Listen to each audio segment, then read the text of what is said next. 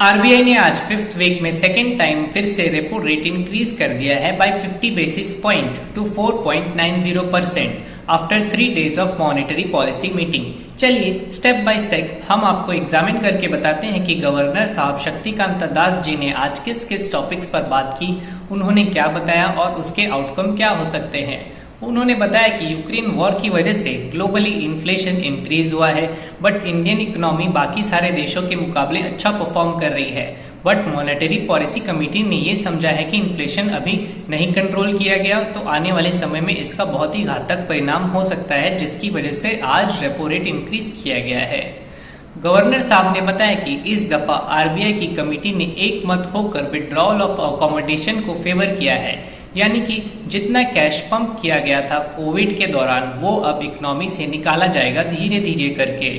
फिर गवर्नर साहब ने ये बताया कि आरबीआई ने ये डिसाइड किया है कि मार्जिनल स्टैंडिंग फैसिलिटी रेट और बैंक रेट्स को 5.15% कर दिया गया है फ्रॉम 4.65%। मींस अब नॉर्मल बैंक्स आरबीआई से जो उधार लिया करती थी लिक्विडिटी ड्राई अप होने के समय, वो रेट 4.65% से इंक्रीज होकर 5.15% की गई है। क्योंकि इंडिया की इकोनॉमी अब कोविड पैंडेमिक से उभर रही है, इसलिए विड्रॉल ऑफ अकोमोडेशन किया जा रहा है। आरबीआई ने बताया कि फाइनेंशियल ईयर 2022-23 में जीडीपी ग्रोथ 7.2% की एक्सपेक्टेशन है। नॉर्मल मॉनसून होने की वजह से और कुछ गवर्नमेंट मेजर की वजह से इन्फ्लेशन कंट्रोल में ही रहेगा, जबकि repo rate pre pandemic levels के भी नीचे है। मीन्स रेपो रेट क्योंकि 2020 के रेट से भी अभी नीचे है, पर नॉर्मल मॉनसून होने की वजह से फूड प्राइसेस के रेट ज्यादा इंक्रीज नहीं होंगे, एज एडिक्वेट सप्लाई रहेगी। आरबीआई ने इंडिविजुअल लोन्स की लिमिट को हाइक कर दिया है टू 100% फॉर हाउसिंग लोन्स, और ये लोन्स कोऑपरेटिव बैंक दे सकेंगे, जो कि बैंक्स के लिए गुड न्यूज थी।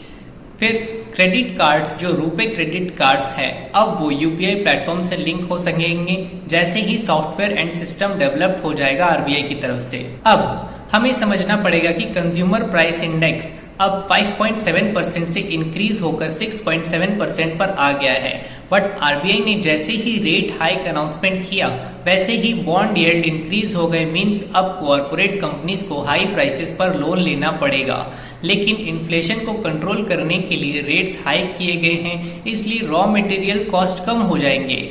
लेकिन जो कंपनी अच्छे खासे डेब्ट्स में है, उनके लिए बहुत ही खराब न्यूज़ है, क्योंकि रॉ मटेरियल कॉस्ट कम होना बट लोन के प्राइसेस इंक्रीज होना डेट वाली कंपनीज के फेवर में नहीं होने वाला है। अब अगली समझने वाली बात यह है कि आरबीआई ने ऑलमोस्ट 1% का रेट हाइक किया है विद इन 5 वीक। उसकी वजह से मेजर इम्पैक्ट पड़ेगा लार्ज प्रोजेक्ट्स पर, जैसे कि इंफ्रास्ट्रक्चर प्रोजेक्ट्स और एमएसएमईज पर। एमएसएमईज पर बुरा असर इसलिए होगा क्योंकि स्मॉल बिजनेसेस अभी रिकवर ही कर रहे थे कस्टमर सेंटीमेंट्स अपने तरफ लाने में, और उसी वक्त आरबीआई ने रेपो रेट इंक्रीज कर दिए, जिसकी वजह से एमएसएमईज पर खासा इम्पैक्ट पड़ सकता है। वहीं अगर इंफ्रास्ट्रक्चर सेगमेंट को देखें तो 50 बेसिस पॉइंट का इंक्रीमेंट इंफ्रास्ट्रक्चर सेगमेंट के लिए बहुत ही गुड न्यूज़ है, क्योंकि पहले ही रॉ मटेरियल के कॉस्ट आसमान पर आ गए थे, और अगर इन्फ्लेशन इंक्रीज होता रहा तो रॉ मटेरियल के कॉस्ट और भी इंक्रीज हो जाएंगे। इंफ्रास्ट्रक्चर प्रोजेक्ट के लिए जैसे कि steel prices, brick prices, cement के प्राइसेस, ये सब इंक्रीज हो जाते, इन सब पर असर पड़ता। बट क्योंकि आरबीआई इन्फ्लेशन को कंट्रोल कर रहा है, इसकी वजह से अब इंफ्रास्ट्रक्चर स्टॉक में एक पॉजिटिव मोमेंटम आने वाले समय में हो सकती है। इन्फॉर्मेशन पसंद आई हो तो हमारे चैनल एमटेक स्टॉक एनालिसिस को सब्सक्राइब करना मत भूलना। और हाँ, क्या आपने 5 जुलाई से स्टार्ट होने वाली 90 डेज की complete technical analysis course with everyday live market trading के लिए सीट बुक किया?